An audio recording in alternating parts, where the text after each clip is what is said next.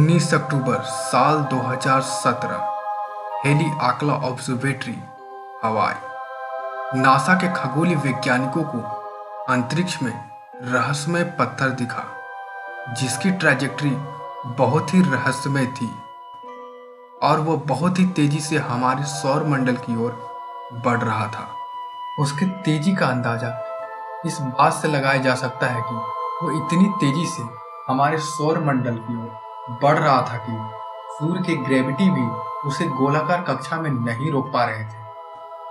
हमारे सौर मंडल में जो कुछ भी है, या तो वह गोलाकार कक्षा में या तो अंडाकार कक्षा में सूर्य का चक्कर लगाते हैं, लेकिन यह पिंड अपने ही कक्षा में बहुत ही तेजी से बढ़ रहा था और सूर्य की ग्रेविटी भी इसे नहीं रोक पा रही थी।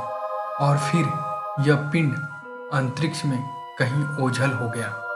लेकिन जब फिर इस पिंड का अध्ययन किया गया तो बहुत सी रहस्यमय बातों का पता चला।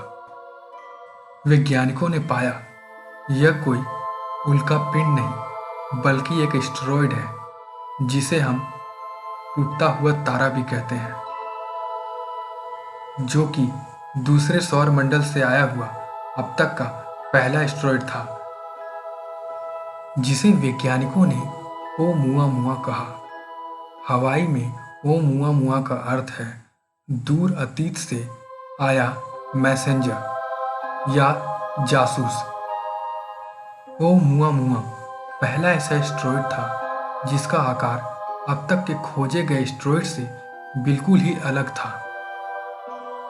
इसकी बनावट किसी सिगार के आकार की थी और वह चौड़ाई के मुकाबले 10 गुना ज़्यादा लंबा था, जो कि बहुत ही रहस्यमय था।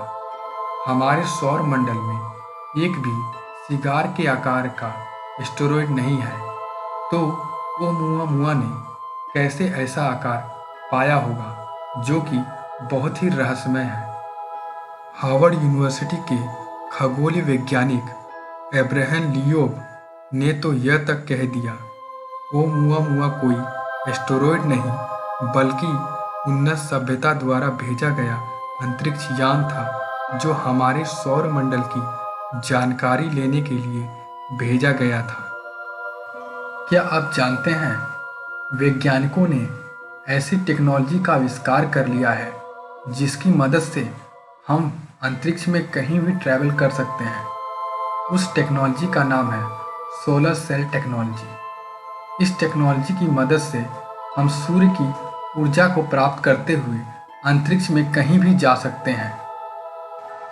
सालों से हमारे ग्रह पर यूएफओ देखे जाने की बातें की जा रही है, जिसे सिर्फ कल्पना माना जाता रहा है, लेकिन अब अमेरिका ने भी यूएफओ होने की बातों को माना है और 27 अप्रैल 2020 को यूएफओ से जुड़ी 3 वीडियो सार्वजनिक की है।